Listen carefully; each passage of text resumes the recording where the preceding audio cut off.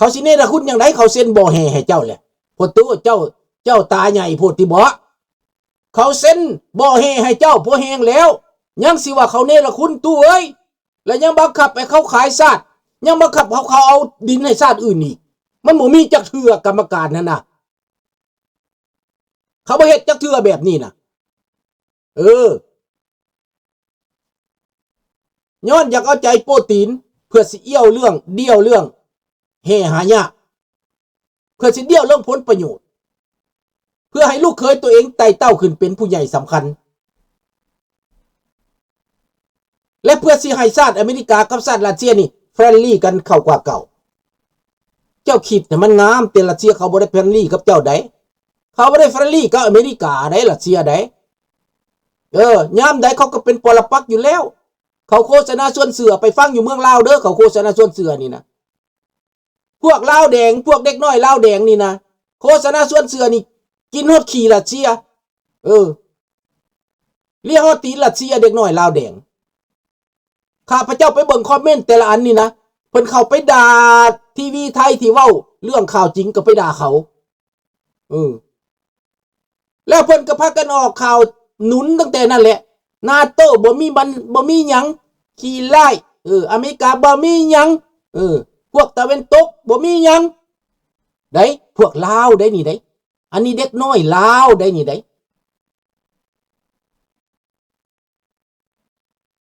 นี่แหละเพราะว่าข้าพเจ้าเบิ่งไปเบิ่งมาเป็นตาสมเพชปัญญาสุดลาวเด็กน้อยลาวในประเทศมาบูอีหยังงูแท้ๆตาขาวแท้ๆอีหลีพี่น้องเอ้ยโทษเด้อลูกหลานเด้อโทษพวกเจ้าเด้อที่ลุงเว้านี่นะคันลุงเว้าแล้วให้พวกเจ้ามีหัวใจเด้อลูกเด้อหลานเด้อไปคิดไปเฮียนเด้อไปศึกษาเด้อโลกนี่บ่ได้มีแต่ประเทศลาวน้อยๆเด้ประเทศลาวนี่คันเทียบใส่แล้วนั่นคันไปเทียบใส่เขาแล้วซ้ำปูมือก็บ่ซ้ำได้จังว่าไปบังอาจสหาวขี้อวดโม้โซสหาวไปพร้อมประเผด็จการไปพร้อมผู้ลุกลานไปพร้อมคนที่เป็นฆาตกรเอาคนตัวเองไปตายเป็นล้านกว่าคนตายย้อนมือผู้เดียวและยังไปฆ่าคนชาติอื่นอีกทิ่มระเบิดใส่ประชาชนชาติอื่นอีกยังไปก็มีเลยครีมเขาห้องว่า crime เป็นฆาตกรสงครามอีกยังละเมิดกฎที่สัญญาของเจนีวาอีกเรื่องสงครามแต่พวกเล็กน้อยเหล่านี้บ่ได้เรียนเลยบ่ได้เข้าใจเลย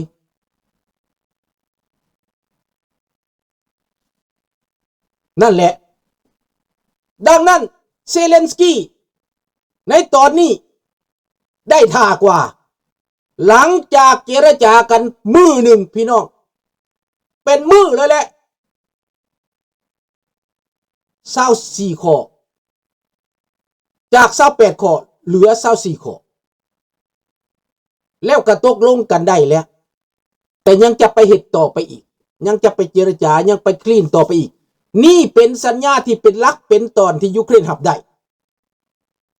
ถึงจะเสียเล็กๆน้อยๆก็รับได้และได้รับการคุ้มครองป้องประกันเยอรมันเอาจริงอังกฤษเอาจริงฝรั่งเศสเอาจริง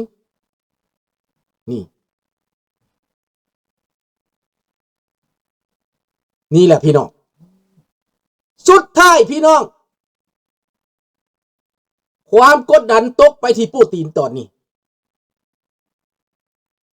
ปูตินกินบ่ได้นอนบ่หลับสะดุ้งเฮ็ดเอาไดเว้ากันไปแล้วมันไปปีนอยู่เจนีวาพุ่นปูตินว่าถ้ายูเครนถ้าบ่ยอมด้านการเมืองถ้าบ่ยอมด้านการเจรจาจะใช้การทหารเพิ่มขี้มูเท่าปูตินยังถล่มก็ถล่มทะลุงถล่มก็ได้แต่ถล่มพอใจคนมันบ่ยอมแล้วถล่มไปโลดแต่ทหารรัสเซียนั้นถูกปิดล้อมตายยูเครนถล่มเข้าไปมอสโกเดี๋ยวนี้ไฟฟ้าดับสนามบินถูกไหม้เป็นลูกเป็นไฟแล้วมอสโกนั่นนะโปรตีนบ่ได้รับบ่ได้นอนแล้วหน้าลาตาตายแล้วอยากหยุดสงครามไว อันเจรจาครั้งนี้บ่แม่นยูเครนได้ไปขอเจรจาได้แม่นโปตีนได้มาขอเจรจาได้ส่งคนที่เกิดห้ามหมอหยังลืมละสื่อมันยังยากนั่นนะเขามาพบวิทกอฟอยู่ฟลอริดาบ่อนตีกอฟบักคิเรียวบ่สื่อมันบักไอ้สังที่ไว้ใจโปตีนไว้ใจที่สุดนั่นนะมือขวาของโปตีนแหละด้านการเมืองนี่นะแม่นหมอนี่ออกมาลักออกมาทั้งที่บ่สามารถไปประเทศใดๆแต่ว่าอเมริกาอนุญาตพิเศษให้มาได้มาฟลอริดาจะปลอดภัยกว่าแล้วก็ล่างคอนั้นออกมาในระยะที่เจรจากันนั่นยูเครนปลดปล่อยไปตีไปยึดไป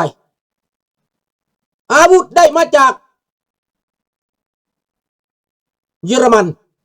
ได้มาจากอังกฤษทุ่มอาวุธที่ทันสมัยเขามาให้เบิดบาทนี่นะ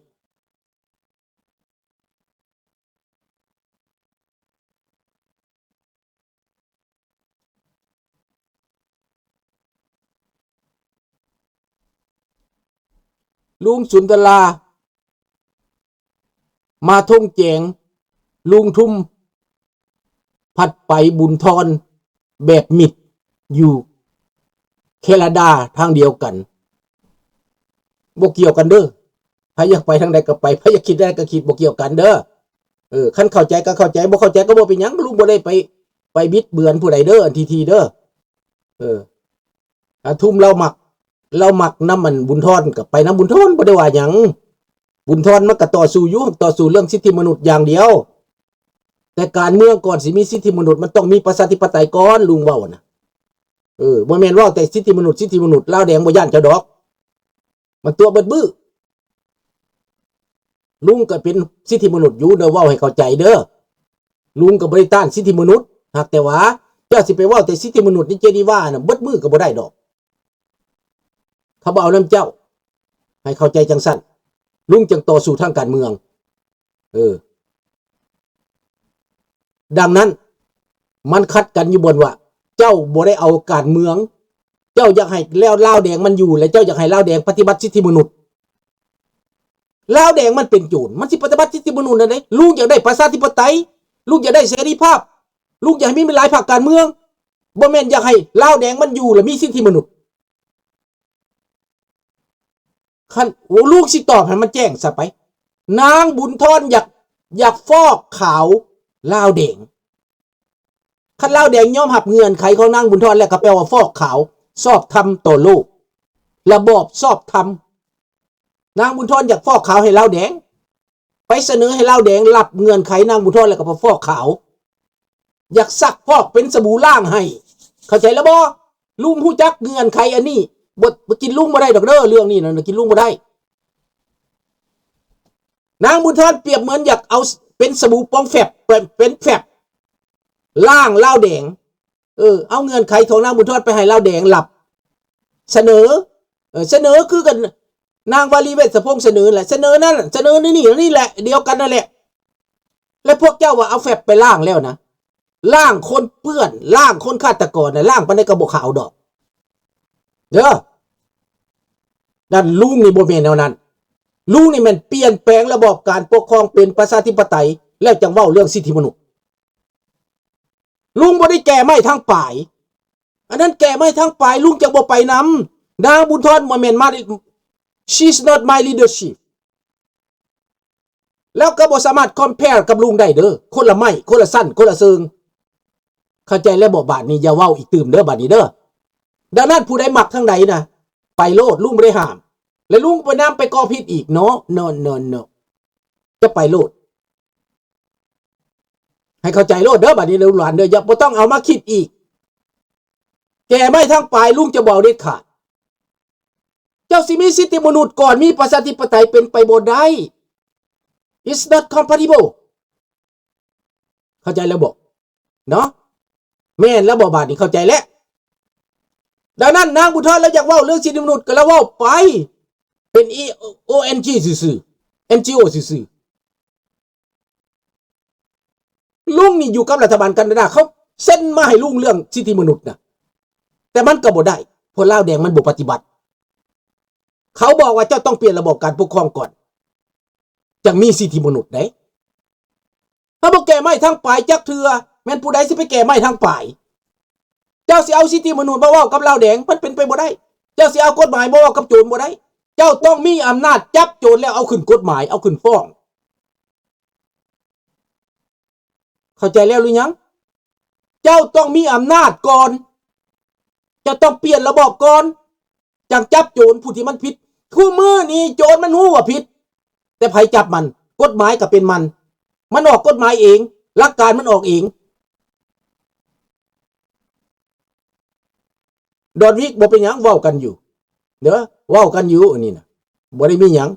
มีแต่นางบุญทรเท่านั้นที่ข้าพเจ้าบ่ไปนำแต่ข้าพเจ้าก็บ่ได้ค้านเจ้าอยากเว้าก็เว้าเจ้าอยากเฮ็ดหยังก็เฮ็ดสิทธิมนุษย์น่ะบ่ได้ว่าหยังเด้อแต่สิให้คอยไปเป็นลูกน้องนางบุญทรน่ะชาตินี้กับชาติหน้าก็บ่มีทางเด้อฝันแล้วอีกชาติหน้า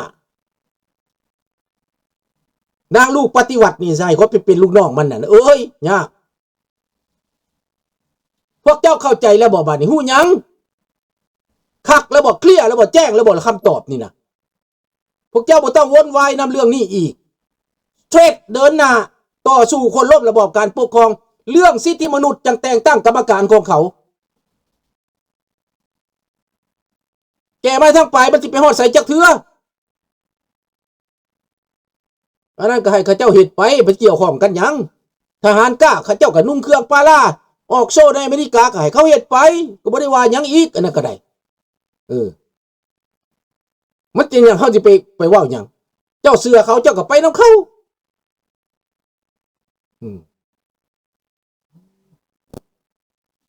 คนเฮามันบ่ได้คือกันไหนความคิดที่มีmaturityมีความคิดที่เป็นทางด้านการเมืองลุงลาวบ่ถือสิทธิมนุษย์เขาฆ่าคนมาหลายปีแล้วแม่นแล้วเจ้าสิไปขอความเอ็นดูจากโจรหั่นนะมันสิเป็นไปได้บ่เขาบ่ได้พากู้ชาติเขาพาเว้าเรื่องสิทธิมนุษย์เขาให้เจ้าไปทางนั้นหมดเห็นบ่เด็กน้อยพวกอยู่ในเมืองไทยไปน่ะถามเด็กน้อยในเมืองไทยไปนำลาวเบิ่งดูเป็นอะไรเดี๋ยวนี้นะลุงบอกอย่าเฮ็ดอย่าไปประท้วงสถานทูตลาวในไทยอย่าไปประท้วงเดี๋ยวเขาสิกวาดล้างเดี๋ยวเขาสิจับแม่นอีหลีบ่คันบ่แม่นน่ะเตะปากลุงบอกแล้วเขามาเถียงลุงแล้วมาด่าลุงซ้ำอีกอันพวกด่าลุงก็นอนอยู่คุกเบิดแล้วเดี๋ยวนี้นะลุงเว้าแล้วบ่ฟังห้ามแล้วก็บ่ฟัง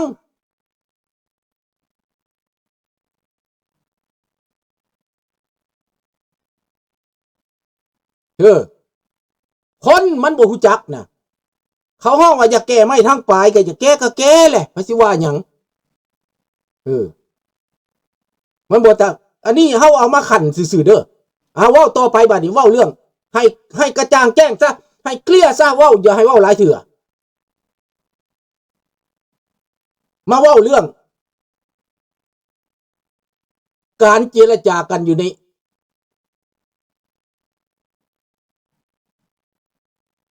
เชแนลสุดท้ายมาโกโรบิโอก็เว้าคือกันนั่นแหละก็ต่อสู้คือกันทีวีลาวในอเมริกาก็ได้มันสิมีหยังก็เว้าคือกันหมดแหละหากแต่แล้วแต่ว่าผู้เฮาเว้าแฮงเว้าคอยแล้วแต่ผู้เว้าไปลึกไปตื้นพวกผู้เฒ่าเพิ่นก็เว้าไปนั่นแหละหากแต่ว่าจุดมุ่งหมายปลายทางเพิ่นก็อยากให้มันเปลี่ยนนั่นแหละคือกันนั่นแหละมันก็เว้าคือกันแต่ก็เบิ่งเอาหั่นแหละลูกหลานเอ้ยเบิ่งเอา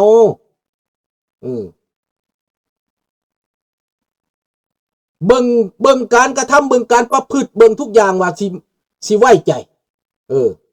สิไว้ใจแนวใดก็เบิ่งเอาเนาะผู้ใดก็เฮ็ดเพื่อชาติบ้านเมืองเบิดทุกคนแต่ว่าเฮ็ดเพื่อชาติอยู่แต่แก้ไม่ทางปลายลุงก็บ่เอานำก็เท่านั้นแหละจบแก้ไม่คือกันลุงนี่สิเอาทางกกมันไปก่อนมันสิไปไวคันแก้ปลายมันนี่มันฝืดได้ไปลองแก้เบิ่งเด้อผู้ใดจะแก้ไม่ทางปลายหักด้ามผ้าด้วยเข่าหน้าแม่นและแม่นแน่นธนพร โจเซฟก็แบบนั้นแหละแบบมัน